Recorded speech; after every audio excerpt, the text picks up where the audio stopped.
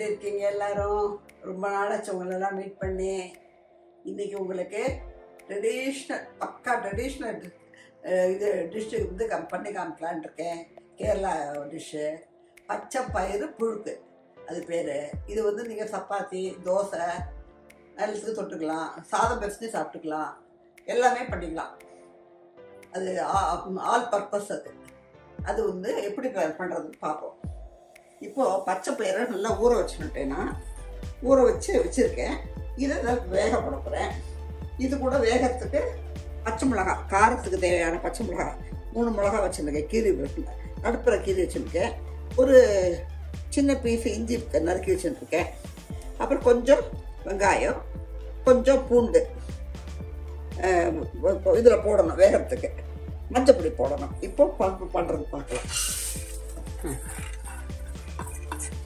புழுக்க இது போட்டுன்னுட்டேன், பச்சை பயிர் போட்டுன்னுட்டேன். நீ சிம்மிலேயே வச்சுங்க. அது அப்புறம் மூடின அப்புறம் நம்ம ஹையில் வச்சுக்கலாம். இப்போது இதுக்கு வேணுங்கிற இதுக்கு பச்சை மிளகாய் வேகும் போதே போட்டுருங்க. பச்சை மிளகாய் கீரி போடுங்க போகிறோம். இஞ்சி இத்தனை சைஸு பீஸை வச்சுருங்க, ஏன்னா அது வேகத்தான் போகிறது. அப்புறம் வெங்காயம் எல்லாமே அது வேக போடும் போதே நீங்கள் போட்டுடலாம். எவ்வளோ வெங்காயம் போட்டுருக்கேன்? வெங்காயம் வந்து ஒரு வெங்காயம் போட்டிருக்கேன், மீடியம் சைஸு. அப்போ அதுக்கு ஒரு 4 பல்லு பூண்டு போட்டுக்கலாம். எவ்வளோ பெருசு பெருசாகவே போடலாமா? போட்டு வெந்துருமே உங்களுக்கு. ஆமாம். இப்போ வந்து பூண்டு வந்து ஒரு 4-5 பூண்டு வச்சு 5 பூண்டு போட்டிருக்கேன். இப்போது இதுக்கு மஞ்சப்பொடி போட்டு நம்ம வேக வச்சுருவோம். உப்பையும் போட்டுடலாம், நீங்கள் கவலைப்பட வேண்டாம். வேகாதோன்னுட்டு வேகும். எவ்வளோ நேரம் ஊற வச்சு பயிறு வந்து ஒரு 4 மணி நேரம் ஊறினா போதும். இப்போ தேவையான உப்பை போட்டுடுங்க. டேபிள் சால்ட் போட்டேன்.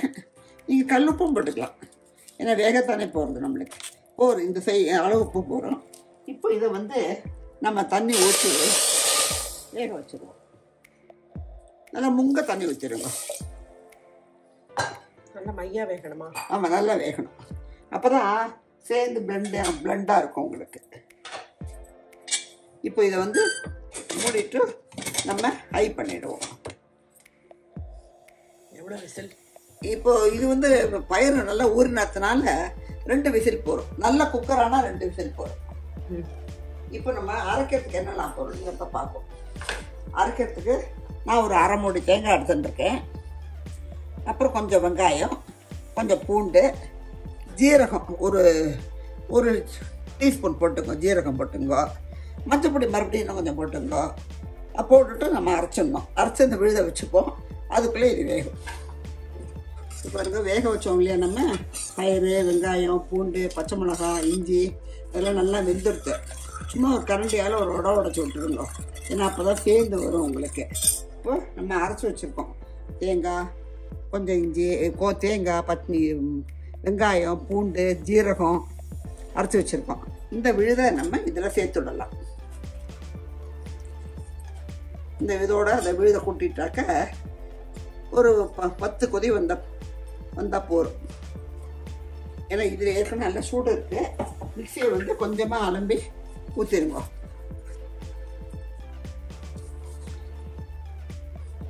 கொஞ்சமாக தண்ணி விட்டு அலம்பிங்க மிக்சியை. வேஸ்டாக்க வேண்டாம். உப்பு கூட போட்டாச்சு இல்லையா? உப்பு போட்டாச்சு.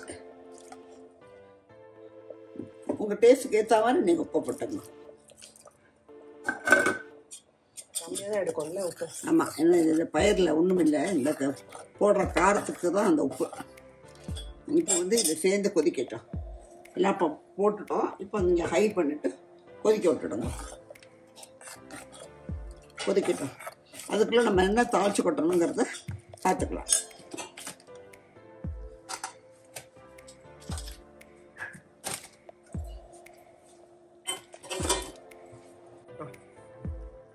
இப்போ நம்ம வெளிச்செண்ணெயில் கொஞ்சம் உண்டோன்னு வெளிச்செண்ணெய் ஊற்றிங்கோ. ஏன்னா அந்த வெங்காயமும் அந்த பூண்டும் வதங்கணும் இல்லையா உங்களுக்கு.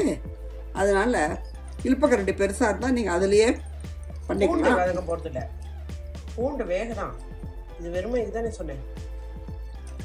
இப்போ பாருங்க, கொஞ்சம் உண்டுன்னு இது வெளிச்செண்ணெய் ஊற்றிருக்கேன். இப்போ இதில் நம்ம கடுகு போட்டுக்கலாம். இப்போ நம்ம கடுகு போட்டுங்கோ. கடுகு வந்து ஒரு ஒரு தாராளமாக ஒரு டீஸ்பூன் போட்டுங்கோ. அப்புறம் கொஞ்சம் சேப்பு மிளகாய், காஞ்ச மிளகாய் போட்டுங்கோ. கிள்ளி போட்டுங்க அது காஞ்ச மிளகாய். 2 மிளகாய் போட்டிருக்கேன்னா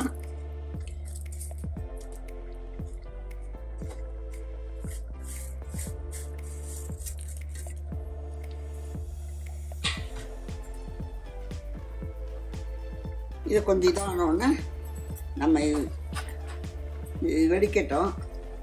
வெடிக்க ஆரம்பிக்கும் போது பாதி வெடித்தோடனே நம்ம வெங்காயத்தை போட்டு அதையும் சேர்த்து வதக்கிடலாம். நம்ம என்ன பண்ணுவோம், இந்த வெங்காயத்தை போட்டுடுவோம். எல்லாம் சேர்ந்து இப்போ கேஸை கூட நீங்கள் ஆஃப் பண்ணிடலாம். நல்லா சூடு இருந்ததுனாக்க கொஞ்சம் சின்ன சைஸாகவே வெங்காயத்தை வதக்கிங்க, நறுக்கிங்க. அப்போ தான் சீக்கிரம் வதங்க உங்களுக்கு.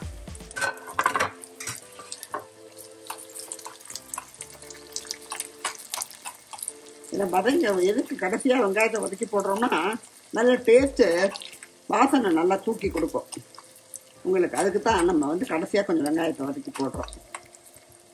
அதை அணைச்சிடலாமா? அது கொதிச்சுட்டு போதும். கொதிச்சு நல்லா ஒரு 10 கொதி வந்துடுது. இந்த ஸ்டேஜில் நீங்கள் அணைச்சிருங்கோ. அது சூட்லேயே நல்லா கொதிக்கும். இதுலேயும் கொஞ்சம் வெங்காயம் வதங்கிட்டு இப்போ இது ஆஃப் பண்ணிடலாம். நீங்கள் மஞ்சப்பொடி தான் போடணுமா? இல்லை, வேண்டாம், போட்டால் போதும். அப்போ இது காரத்துக்கு வந்து பச்சை மிளகாவும் இஞ்சியை கொஞ்சம் இருக்கிற காரமும் இந்த வத்த மிளகாயும் தான் போதும். இது ஏன்னா பயிர் வந்து காரம் ஜாஸ்தி இது பண்ணிக்க, ரொம்ப அது கொஞ்சம் சாஃப்ட். ஆமாம், உடம்புக்கு ரொம்ப நல்லது. நீங்கள் முளைக்கட்டி பண்ணிடலாம், இன்னும் ரொம்பவே நல்லது. நல்லா ஊற வச்சு தண்ணி ஒட்டா வடித்து ஒரு பாத்திரத்தில் போட்டு ஃப்ரிட்ஜில் வச்சுருங்க. மறுநாளைக்கு பண்ணலாம் நிறைய முளை விட்டுருக்கோம். இன்னும் நல்ல ப்ரோட்டீன் கிடைக்கும் நம்மளுக்கு. ஒரு வெங்காயம் வதங்கிட்டு இப்போ நம்ம அதில் சேர்த்துடலாம். அந்த இதில் நம்ம இதை கூட்டிடலாம்.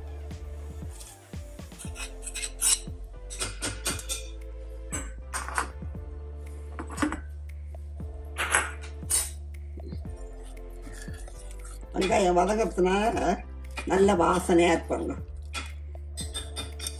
இதை வந்து சாதம் வச்சு சாப்பிட்டுங்களா, சப்பாத்திக்கு ரொம்ப நல்லா இருக்கும். இன்றைக்கி நாங்கள் வந்து பன்னீர் பராத்தா பண்ணியிருக்கோம். அதுக்கு தான் இது டிஷ்ஷு. அது மாதிரி பண்ணி நான் ஏற்கனவே உங்களை பன்னீர் பராத்தா நாங்கள் சேனலில் பண்ணி காமிச்சிருக்கோம். இன்றைக்கி இதுக்கு வந்து காம்பினேஷனாக பன்னீர் பராத்தா காம்பினேஷனாக இதை டிஷ் பண்ணியிருக்கோம். பச்சை பயிறு புழுக்கு. நீங்களும் பண்ணுங்க, சாப்பிடுங்க, எனக்கு ஃபீட்பேக் கொடுங்க. எங்கள் சேனலில் எப்போதும் சப்போர்ட் பண்ணிடுங்க. பாய்.